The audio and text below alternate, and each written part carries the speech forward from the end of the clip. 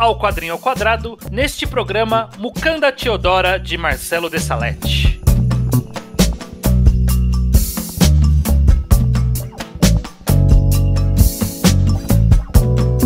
Muito bem, aqui estamos começando mais um Quadrinho ao Quadrado. Eu sou o Estranho, na companhia de... O Judeu Ateu, como sempre, Estranho, para falar de quadrinho nacional. Exato, uma vez por mês a gente se reúne e fala sobre um quadrinho nacional, com uma parte, para quem não conhece, até com uma resenha sem spoilers para você conhecer o quadrinho, e uma parte com spoilers, então você pode ter lido ou não ter lido e ouvir esse programa da mesma forma. O quadrinho da vez é Mukanda Teodora, Marcelo de Salete, um autor que está regressando ao Quadrinho ao Quadrado. A gente já fez lá atrás um programa de Angola Janga, e o Mukanda Teodora é o seu lançamento mais recente na altura da gravação desse podcast. Então, é sobre ele que a gente vai falar depois do recado dos nossos patrocinadores. Se você acompanha o Quadrinho ao Quadrado ou qualquer outro podcast do Ao Quadrado, você pode apoiar a gente no apoia.se/ao-quadrado. Pode apoiar a gente em que faixa de dinheiro você quiser, mas R$10 ou mais. Você tem o seu nome lido aqui de forma rotativa, como as seguintes pessoas: Jordan Gonçalves, Lucas Cabral, Vinícius Silva de Castro, Marcos Dias e Doug Ferreira. Muito obrigado. Muito obrigado a todos. Vamos lá, Judeu. Estamos aqui retornando para Marcelo de Salete e o podcast sempre começa com a pergunta mais simples e direta sobre o que é Mukanda Teodora. Mukanda Teodora, se você ler Mukanda Teodora, você vai descobrir que Mukanda é uma palavra que traduz-se para carta, uma carta escrita, e Teodora é o nome da pessoa que... não que escreveu essa carta, mas quem pediu para escrever essa carta. Ela é uma mulher escravizada que quer pagar pela sua liberdade e tá escrevendo pro seu marido. Tudo isso na província de São Paulo em 1800 e alguma coisa, né? Eu não lembro a data especificamente. Sim. E um menino vai tentar. O Mukanda Teodora conta basicamente a história desse menino que prometeu, tá ajudando a levar essa carta até o marido dela. Exato. O Marcelo de Salete, ele já fez o outro quadrinho que a gente já falou aqui, foi Angola Janga. E vários outros, né? E vários outros também, tem com B. A gente tem uma história ruim com o Marcelo de Salete, não é estranho? A gente fez só esse um programa de quadrinho dele, de Angola Janga, que era bem avaliado e a gente foi falar bastante empolgado, mas a gente não gostou tanto na ocasião. Precisaria reouvir. Eu reescutei o podcast, viu? A gente falou muito mal. A gente falou bem mal. Falou bem mal. Falou bem mal. Tipo, várias críticas.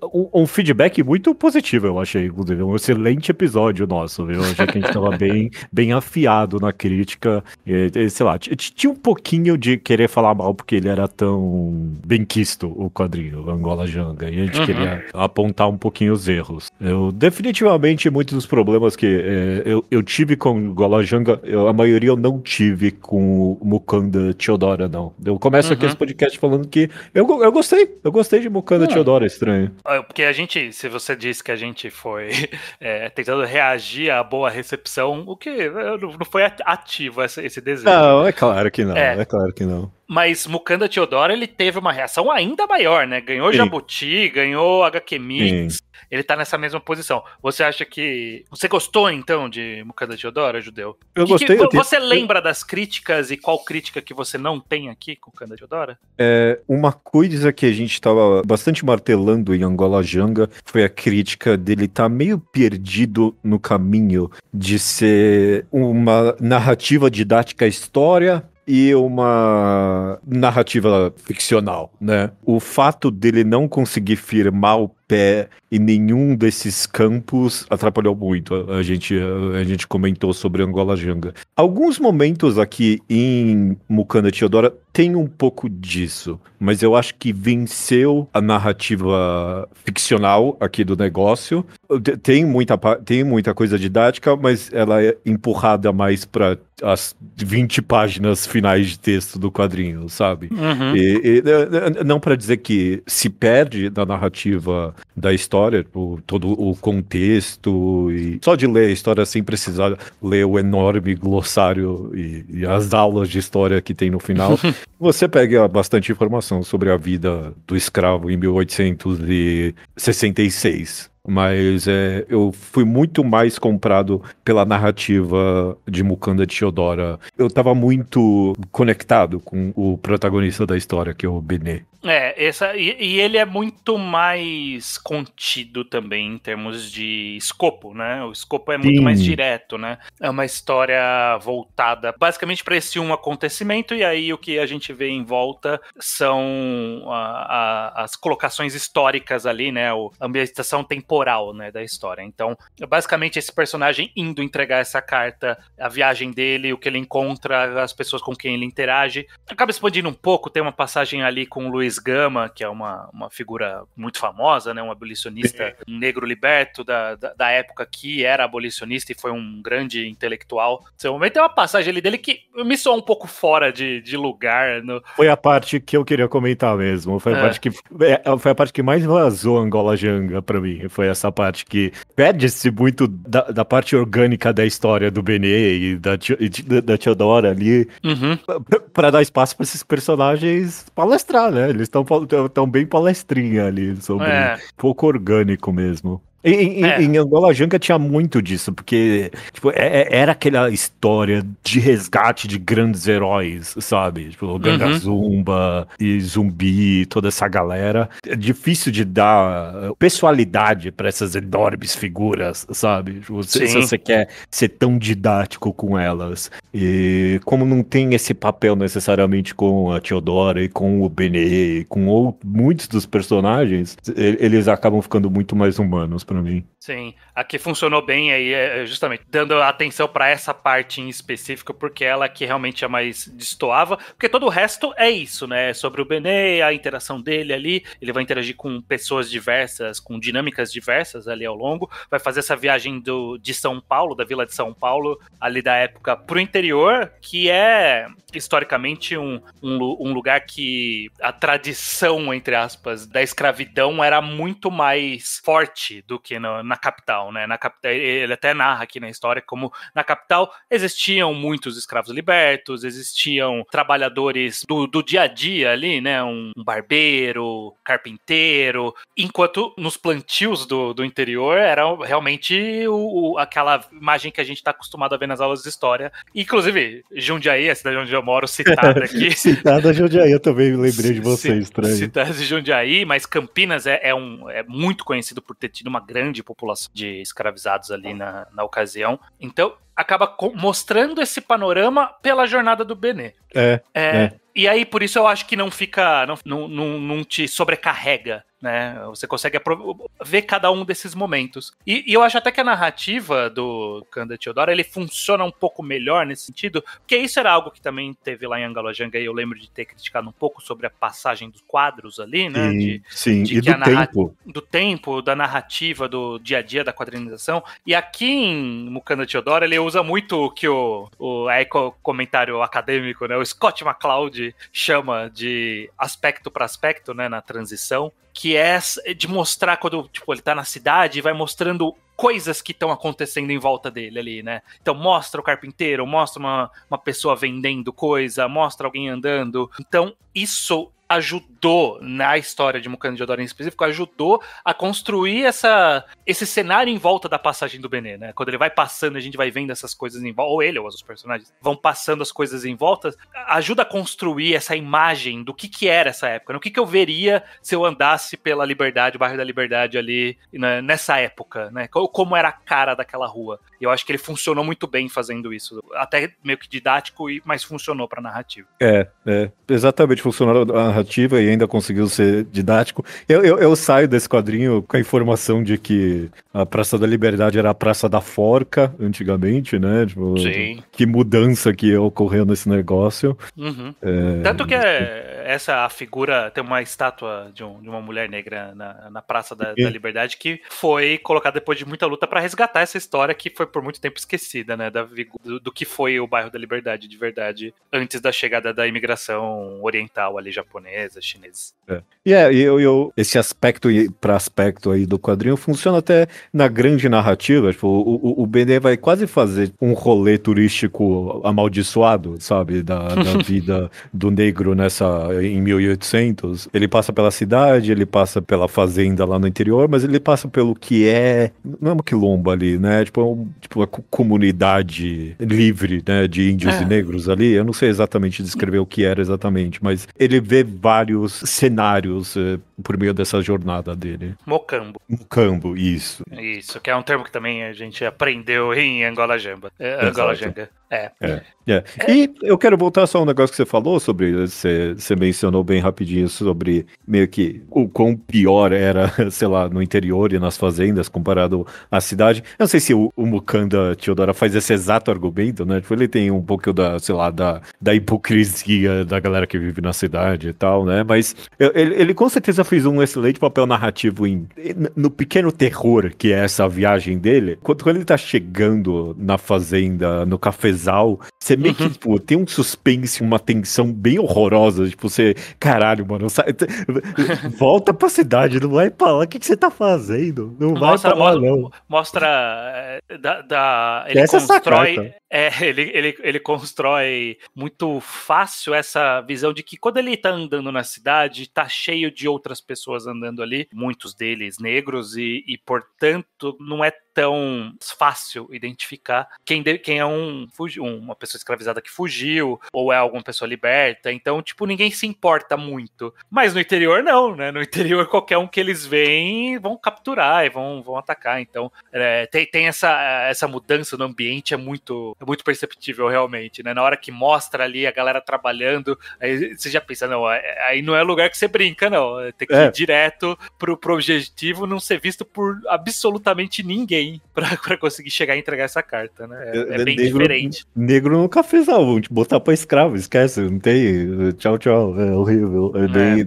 Tem um momento de tensão ali, muito bom pra narrativa, eu gostei. Sim, funcionou. Eu acho que tem eu não sei o quanto é crítico ou não, eu quero ouvir com você sobre isso, porque você falou que o nosso personagem principal meio que é o Benet, mas quem dá nome ao quadrinho e é a figura, talvez, foco emocional e até foco da concepção da história, é a Teodora, né? Ela é essa figura que pediu para que essa carta fosse escrita e levada para o seu marido e filho, mas ela não tem uma participação tão ativa na história. O que você achou disso, Judeu? Tô ok com isso, estranho, não me incomoda tanto, não. É interessante a parte mais meta da presença dela na história. Eu achei fascinante, por exemplo, quanta coincidência absurda teve que acontecer pra essa história dela ser revivida pelo Marcelo Dessalete, sabe? Tipo, sim. As cartas delas não foram guardadas por, sei lá, outras pessoas. É porque ela foi entrevistada suspeita de participar de um crime ali. E aí confiscaram as cartas dela e guardaram em algum... Como prova de investigação policial, né? Exato. E aí até o Marcelo Dessalete achar isso por algum arquivista. Quantas coincidências absurdas tiveram que acontecer para essa história ser revivida nesse quadrinho. Então, meio que... Eu imagino também que como é a única parte mais material e real dessa história, é tudo real, é tudo baseado em muita pesquisa, né? Mas como é a parte mais concreta em termos de, sei lá, evidência escrita, sabe, do que aconteceu, eu toquei em deixar ela um pouco mais intocada, assim. E aí, tipo, o resto é meio que essa experiência turística do mal que a gente vai vendo pelo Benet, eu toquei com isso.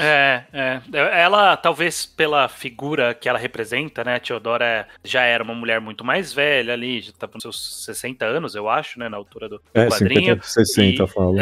E ela tava, não sabemos porque justamente não tinha registros muito bons disso, né, mas o fato dela estar na situação que está, de escravizada tentando comprar a sua alforria, juntando dinheiro, e justamente o desejo da carta era conversar com o marido que estava separado há muitos anos para ver, e aí, a gente vai conseguir juntar dinheiro, né? Vamos tentar comprar liberdade, falar onde você tá e tal. E ela, por estar nessa situação, não há tanto espaço para mostrar algo além do dia a dia, né? É.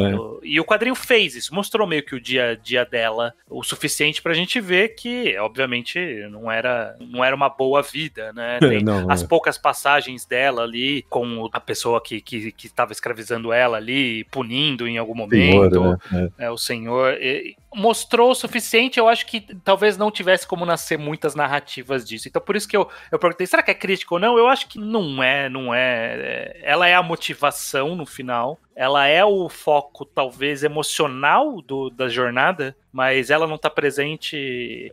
Acho que funcionou também por essa outra perspectiva de mostrar essa jornada do Benê. Algumas oportunidades desperdiçadas, eu diria até, talvez. Por exemplo, eu queria que tivesse mais das cartas do meio nas transições. Eu achei elas muito boas. E principalmente eu gostei tanto mais de Mukanda Theodorus do que de Angolajanga, porque eu fui ler o final ali. Eu tava investido na história, eu queria saber mais. Essa é outra coisa, toma aí. A história é tão. A parte da narrativa é tão. Me puxou tanto que eu fiquei curioso.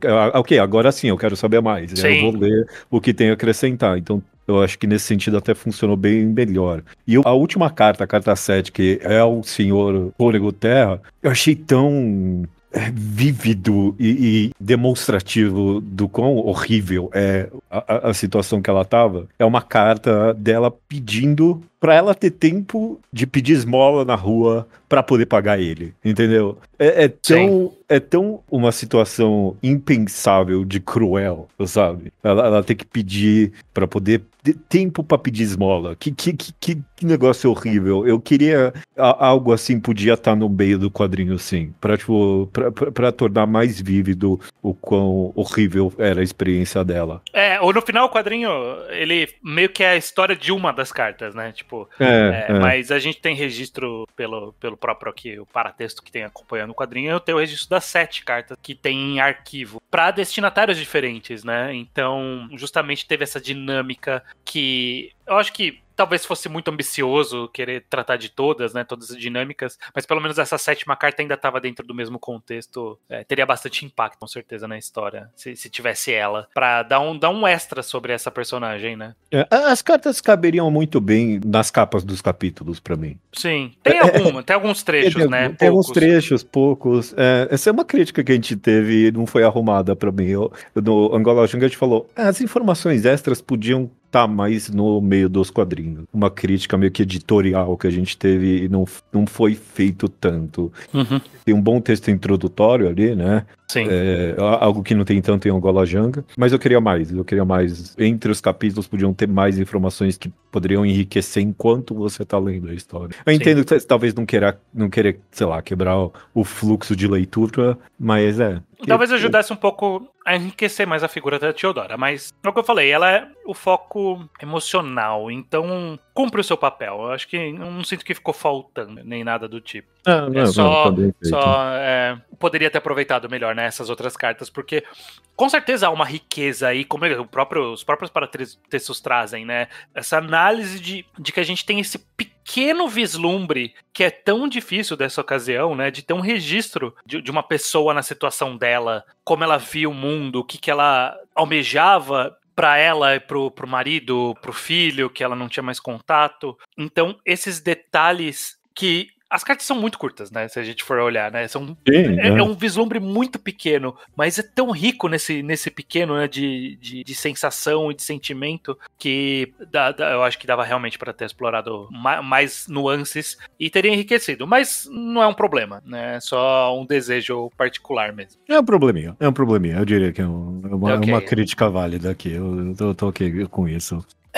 Ter colocado tudo no final é uma bênção se você se conectou com a história e quer saber mais, mas ela estar no meio da história enriqueceria ela. Eu não acho que quebra nenhum fluxo de leitura, até porque os capítulos são bem divididos, né? Tipo, cada capítulo é quase uma história fechada por si só. Então, adicionar esses extras entre os capítulos é uma decisão editorial que me é incrível, que não foi feita até agora nessa carreira do Dessalete. Alguém tem que falar isso pra ele. Pô, adiciona Ou um pouco no falou e meio ele ali. decidiu que não, né? Decidiu que não. Bom, Judeu, eu acho que é o último aspecto que eu queria só trazer de volta, porque nem todo mundo leu Angola Janga e ouviu o nosso programa, mas a arte do Marcelo de Salete é muito característica dele. É uma arte bem angulosa, né, meio quadrada, eu diria até talvez um pouco travada em algumas movimentações. Você gostou aqui da arte em Mukanda Teodora? Funcionou pra você? O que você tem a dizer sobre a arte? Achei só funcional também. Eu não sou o maior fã do mundo também, não. Eu não sou o maior fã das expressões dele, dos personagens. Muitas vezes eles têm umas caras meio que dizem pouco, sabe? Tá todo mundo meio pouco expressivo no geral. Mas, eu tenho uma crítica que eu tive, que tem uns balões que são tipo umas interrogações. Teve umas duas, três vezes. E isso meio que pareceu meio que uma tentativa de solucionar esse problema das expressões, porque, sei lá, do nada, né? Tipo, a pessoa, interrogação, sabe? Tipo, o conjunto de interrogações, não é nem uma grande interrogação, é um conjunto de interrogações. Me pareceu tão distante do tom, eu não sei, me tirou um pouquinho as duas, três vezes que aconteceu. Eu tipo, o que é? A pessoa, o que é isso? Não é essa narrativa que estava sendo construída até aqui. Mas, pra uma história tão séria, né? O ponto de interrogação é pra uma comédia no balão, assim, não é pra esse tipo de narrativa, não. Eu tô contigo. Sim, mas acho que vai de encontro a isso que você falou. As expressões deixam um pouco a desejar nesse sentido. Sei lá, alguns momentos eu só acho funcional. Eu não sou o maior fã, não. Alguns momentos, sei lá, eu poderia criticar alguns momentos aqui e ali, mas não é algo tão horrível nem nada, só não é o que me chama a atenção, particularmente. Talvez não seja nem esse dos grandes pontos do quadrinho, nem nada. Sei lá, eu acho meio... Quando o Benê tá chegando no cafezal e ele tropeça e põe a mão numa caveira ali, sabe? Eu achei um pouquinho... uma suspensão de descrença, sabe? Um pouquinho maior pra uma narrativa que tava tava um pouco mais pesada e meio que, sei lá, a forma com que foi quadrinizado essa página em específico eu achei meio mal feita nesse sentido, sabe? Sim. Pra algo que tava fugindo um pouquinho do tom natural da história. Então, eu acho que se o aspecto a aspecto funciona muito bem, né, das transições, mas ou de movimentação ou de ação, momento a momento, aliás, movimento a movimento ou ação para ação, né, essas transições que o Scott McCloud nomeia, essas são um pouco mais, não funcionam tão bem, não acho que é tão fluido também, e isso permanece aqui, já tinha essa crítica em Angola Janga e permanece um pouco aqui. Tem um momentinho de ação ali com um menino arrombado ali, e não é a melhor ação do mundo, não é particularmente bem feita, na minha opinião. Sim, estou de acordo. Uma das influências que ele tem, e a gente comentou isso em Angola Janga, é o Taiyo Matsumoto. Ele tem vivido aí um pouquinho pra mim, eu sempre que eu leio... É nomeado isso? Ou ele fala de Taiyo Matsumoto em algum momento, em alguma entrevista que eu li há muito tempo atrás. Não lembrava disso. Mas faz sentido. Faz sentido, você vê o Matsumoto tem um pouquinho aqui. Mas muito bem, Judeus. Falamos aqui na parte sem spoilers. Eu não sei se eu tenho muito com spoiler. A gente abre a sessão e vê o que a gente quer falar, mas... Tem umas coisinhas aqui ali. Tem uma coisinha... eu acho que a gente pode conversar. Você acha que aqui Mukanda Teodora redimiu a sua opinião de Marcelo de Salete vindo do outro programa? Redimiu. Eu tô disposto a dizer que sim. Porque finalmente eu acho que... Ele tem uma proposta muito específica na carreira dele, o Marcelo de Salete, que é a parte didática. Não tem, tipo, esse é o negócio dele. Tem quantas? 10 páginas aqui, não nem exagerando. Tem 6 páginas de referências aqui. Ah, sim, de referência, sim. Só de referência. E só de paratexto aqui são quase 50 páginas, eu acho que até mais, se bobear. Paratexto muito, mas só de referência são 6 páginas. E essa é a proposta dele. Ele faz muita pesquisa. E o quadrinho é só uma das formas com quais ele transpõe essa pesquisa. E eu acho que a primeira vez, eu senti finalmente o intuito aqui. E a narrativa me convenceu tanto que eu fui ler um pouco da pesquisa dele aqui. Um pouco não, né? Eu não li, sei lá, toda a história da luta contra a escravidão em São Paulo. Era muita coisa. A timeline ali eu pulei. Mas o resto eu li. Não é nem um pouco didática essa parte aqui, não. É só ano e coisa que aconteceu bem cru, sabe? Mas o resto eu li também. Sim. Mas serve para referências para quem for fazer trabalhos em cima desse quadrinho, que com certeza vai acontecer, né? Ele é um quadrinho que cumpre esse exato papel. O Angola Janga também cumpria, e é sempre bom ter essas narrativas que trazem histórias não contadas do imaginário nacional, né? A gente tem informações escassas com motivo, né? Foi feito de propósito pra gente ter poucas informações sobre essas pessoas, a história pessoal delas, todas as pessoas escravizadas trazidas pro Brasil e que tiveram um apagamento histórico ativo. Então, contar essas histórias é muito relevante, né? Tem que dar uma cara para esses resquícios minúsculos, esses vestígios pequenos de história que a gente conseguiu preservar. Por racismo, a gente preservou essas cartas da Teodora, e por isso a gente teve a chance de ter essa história depois. Bom, o enorme, literal queimação de arquivo que aconteceu depois da abolição, sabe? A galera quis limpar tudo ali, como se foi algo que nunca tivesse acontecido, a escravidão no Brasil. Logo após rolou uma queimação de arquivo insana. É muito difícil ter informações sobre, então qualquer coisa que tenha é muito bem-vindo mesmo. Vamos agradecer o Rui Barbosa por essa queimação. Eu tava folhando aqui, mesmo nessa parte mais crua de datas e não sei o que, tem algumas coisas que eu vou guardar pra mim. Tem umas tabelas de números boas aqui. Sim. Uma delas é, tipo, população livre escravizada na cidade de São Paulo. Tipo, toma aí. A população era pequena, sei lá, em 1800, sabe? 20 mil pessoas morando na cidade de São Paulo. Algo que parece um absurdo, né? Mas tipo, era 1/3 era gente escravizada. 1/3 da cidade era escrava. Que coisa insana, sabe? Eu não tinha essa noção tão clara. É bem informativo. Você acha que tá redimido? O Marcelo Salete contigo? Sim, eu já tinha o quadrinho anterior de Angola, eu acho que não sei se é o imediatamente anterior, mas com B, é o quadrinho que tem antes, sabe? Sim, eu já gostava antes em comparação com Angola Janga, então eu já tinha uma outra referência, eu acho que tá no mesmo nível. Eu gosto mais de B e de Mukanda Teodora do que eu gostei de Angola Janga, mas eu acho que dessa vez é o que a gente falou, as características específicas da narrativa do Marcelo Salete funcionaram muito bem pra essa história que ele quis contar, que a forma como ele quis contar também. Então, pra mim é melhor, eu redimiu por conta disso, né? Entre aspas, é como se ele precisasse da redenção nossa disso, mas em comparação com o que a gente criticou, agora funcionou bem, né? Encaixou bem com o próprio estilo do autor, e eu sempre gosto disso, né? Quando o autor faz algo que o seu estilo encaixa muito bem com a história. Foi o caso aqui de Mukanda Teodora.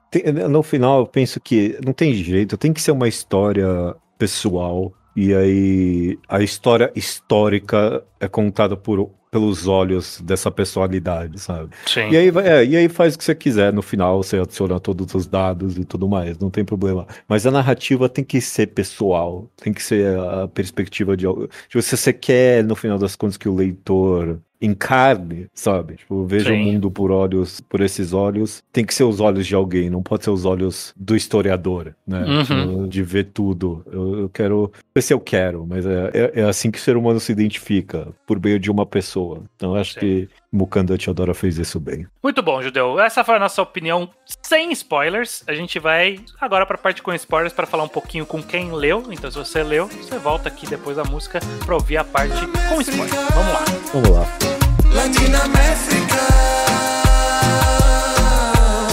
Eu sou pedreira e a Maria que é faxineira. Acorda cedo e trabalha a semana inteira. Quando as crianças se criam sem mamadeira. Porta-retrato da família brasileira. Na minha casa é malê. É pouca coisa estranha, não é muita coisa. É pouca coisa, eu tô pensando aqui, talvez, sei lá, a parte específica ali do filho. Não tem muitos spoilers além disso, né, pra dar. Eu não queria entregar, porque eu não queria entregar essa informação pra quem não leu, porque eu fiquei, eu fiquei chocado quando descobriu que o marido tava morto. Tipo, eu fiquei, sim, porra, que merda. Tipo, eu imaginei pela forma como a narrativa pulou pra essa pessoa sendo morta, ou nem ficou muito claro, eu não entendi se eles mataram ou se eles encontraram ele morto, entendi muito bem. Eu também não entendi exatamente. Ficou meio confuso ali, como a gente falou, a parte da movimentação, fica meio confuso às vezes na arte do Marcelo. Mas quando mostrou isso do nada, eu pensei, deve ter alguma coisa. E aí, na hora que tava chegando, eu pensei, ok, deve ser isso. Era o marido, aquele cara que a gente... Fez um pouco de sentido ter esse pulo. Sim. Tirando isso, também aí na hora que falou que tinha uma criança, também eu pensei, acho que o filho dele tá por aqui, nessa galera, e talvez seja esse cara que a gente tá vendo, e aí no final eu não pensei nisso, não.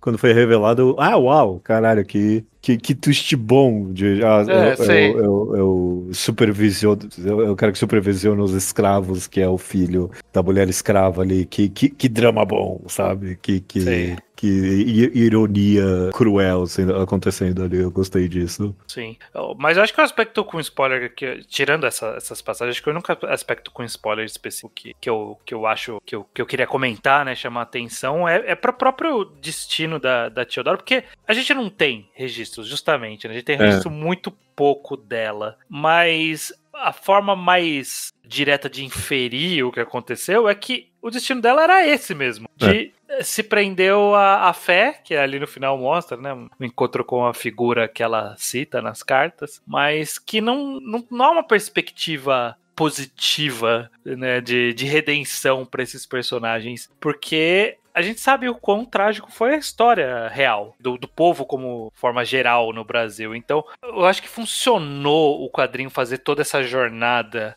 e terminar um tiquinho na desesperança, não tão melancólica, mas meio que uma resignação, assim, sabe? Tipo, é isso aí, tá tentando, não tem cara de que vai conseguir, e a história termina com, não deve ter conseguido mesmo. É triste, né, essa resignação, mas funciona pro centro emocional da história. Eu tive uma leitura diferente, estranha. Eu li como uma pequena sensação de alívio religioso que a história deu pra personagem. Sim. Porque a gente não tem relato, mas o desejo da Theodora é que ela fosse liberta para poder, literalmente para poder morrer na terra natal dela. Ela tem essa promessa com essa divindade que ela cultua. E vai saber o que aconteceu, mas se a terra natal dela ela ainda entendia como a África Central ali, qual é a chance, sabe?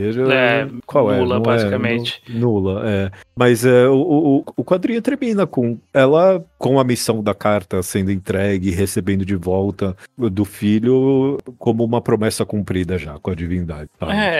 Foi feito tudo que pôde ser feito. Sou como uma libertação desse aspecto, né? Ele trazer de volta a carta e deixar subentendido que não existia destinatário, o que faz sentido. Aliás, fecha narrativamente o fato dela estar com a carta. O que os paratextos dão a entender é que eles tinham a posse da carta porque a galera provavelmente foi escrota de não mandar. Mas aqui, pra essa narrativa do quadrinho em específico, ter essa visão de que ela tinha ainda a carta que foi encontrada, porque ela voltou, porque ela soube, ela teve um fechamento ali sobre essa busca da liberdade junto com o marido, e aí descobri que o marido já estava morto. Eu acho que serviu como uma catarse de finalização dessa promessa, né? Tipo, a promessa nunca pôde ser cumprida, e aí ela teve que encarar essa divindade que meio que a recebeu. Exato. Mesmo falhando, entre aspas, na promessa. Então, ela vai embora com a divindade ali, né? Ela vai. Sim, a divindade recebe ela. Em tese, tá indo pra terra natal dela ali com a divindade. Sim, de uma forma meio que simbólica e resignada, né? Dá a impressão de que ela estava vivendo ali ainda essa vida completamente terrível. Ela teve que aceitar e é isso. Morreu provavelmente não tão depois, porque a expectativa não é tão... E nos resta aceitar que houve algum conforto nisso, como forma de tentar apaziguar isso. Porque, sei lá, você que não tem nenhuma crença, sei lá, é horrível que só sobra isso pra ela, né? Mas o quadrinho, se ele tá tentando alguma coisa aqui, tipo, ok, mas e pelo menos tentar imaginar algum alívio na crença pra ela. Essa é a única coisa que tem mesmo. Só sobrou isso. Sim, pelo menos um conforto final ali, né? Exato. Sim, mas é com um tom agridoce, com certeza. Não eu não vi essa última cena e pensei, pô, que destino feliz, né? É impossível pensar isso sobre a ótica de onde estava a Theodora naquele momento. Não, eu não consigo me identificar com ela nesse sentido também, não. Ainda mais lendo depois as outras cartas que ela manda, sabe? Tipo, pô, ainda manda mais uma carta. A 7ª carta final ali que eu comentei, dela ainda pedindo a liberdade ali pro senhor. Uma última tentativa ali, né? A última carta que a gente tem é ainda dela escrava, né? Sim, pois é. E não nos resta tentar imaginar que houve algum conforto Ou não. nessa O resto é encarar a realidade do qual. Também. O quadrinho tenta dizer, tipo, pra gente enxergar esse conforto. Mas a realidade. Por isso que eu sinto que é agridoce, né? Porque a realidade com que é confrontado depois, ainda além dos extras, não é interessante também. Difícil. Funciona. Mas eu enxerguei esse final só como, tipo, ok, sabe, quase como o Marcelo Dessalete querendo dar algum nível de esperança mesmo, sabe? É curioso essa escolha mesmo, de tentar, do quadrinho querer imaginar a Teodora reconfortada, sabe? Tipo, pelo menos por esse viés religioso. É uma escolha interessante mesmo, eu não sei. Eu tô, conforme a gente foi falando disso, eu fui pensando na visão que a gente... Aí já vai pra Grécia Antiga, do Sísifo, e as pessoas dizem que a gente tem que tentar imaginar que o Sísifo encontrou a felicidade de alguma forma ali, né? Tipo, a gente tenta achar algo positivo nisso, e foi meio que é isso, né? Tipo, vamos tentar imaginar que há algo positivo nisso. Eu acho que não é a história que o Marcelo Dessalete contou aqui, mas eu acho que eu teria terminado em tragédia, talvez mesmo. Não é essa sensação que ele quis passar pro leitor. Ele quis... Tem bastante tipo de positivismo e foi o que a gente nem comentou no final, mas pô, tem uma cena bonita ali do povo se juntando pra salvar o Benê, né? Sim. Então tem, tipo, bastante de resistência, o momento palestrinha ali como é que é o nome? Desculpa. Luiz Gama. Do Luiz Gama, fala muito sobre resistência e sobre luta, então ele com certeza quer passar uma visão mais, não positiva da época, mas de lição com essas pessoas, sabe? Sim. De o que você tem a aprender com a experiência delas aqui. E, eu com certeza, o Gama estava narrando ali, eu fiz várias conexões com momentos presentes, sabe? Sobre... Sim. Fiquei pensando aqui sobre como a escravidão foi tão facilmente transposta para a escravidão trabalhista e sobre o quão mudou ou não, afinal de contas, essa realidade, sabe? Sim. O ponto dele palestrando ali é que, né, tem coisa a aprender aqui com eles sobre resistência. Não é tudo perdido, não. A gente não precisa estar relegado ao status quo. Sim. Então, com certeza tem muito disso tipo, se você olhar a carreira do Marcelo Dessalete, todas essas histórias de escravidão são todas sobre resistência, né? Tipo, são histórias sobre... Não são só histórias sobre como era ruim ser escravo, eram sobre como as pessoas resistiam a isso ou viviam a sua realidade perante a isso, sabe? Sim. Não é pornografia de tortura, sabe? É humanizar essas figuras que existiram, né? Pessoas nessa situação existiram e tiveram suas histórias registradas de forma bem esparsa, e essa tentativa de completar essas lacunas e dar um rosto, uma vida, ações reais, sentimentos para todo mundo nas histórias da carreira do Marcelo Dessalete. Me parece ser isso, né? Essa humanização de uma história esquecida, basicamente. E de não querer entrar no trope de histórias de escravo, de sofrência, sabe? Sim. Tem bastante sofrimento aqui e o sofrimento é entendido pelo contexto, sabe? E pelo que tá acontecendo de fato na história, você entende. É outro intuito aqui. É o intuito da sobrevivência e da resistência aqui, eu penso. Exato. Muito bom, Judeu. Eu não tenho mais nenhuma parte com spoilers para comentar. Você tem mais alguma coisa? Não, tô bem satisfeito também. Muito bom. Falamos aqui então de Mukanda Teodora, encerramos aqui o quadrinho ao quadrado sobre este retorno do Marcelo de Salete ao programa, mas mês que vem a gente sempre deixa aqui avisado no final do programa, deixa avisado qual é o programa, o quadrinho do mês que vem, e temos uma estreia, né, no mês que vem, certo, Judeu? Correto. O Livro dos Pássaros, de Lark Ness. Esse vai ser o próximo quadrinho quadrado. Talvez tenha mais alguém gravando esse podcast com a gente. Exato. Talvez tenhamos o primeiro quadrinho quadrado com mais do que 2 pessoas. Então, Perfeito. vamos descobrir isso no mês que vem, mas leiam aí o Livro dos Pássaros. A gente fala mais sobre ele quando chegar o programa. Mas Ok. ele vai ser diferente em outros aspectos também. Eu acho que é a primeira vez que a gente vai falar de uma coletânea. Tem alguma sequencialidade, mas é um pouco coletânea também. Vai ser diferente. Então vamos lá, mês que vem, falar de O Livro dos Pássaros. Até mês que vem, então. Até mês que vem.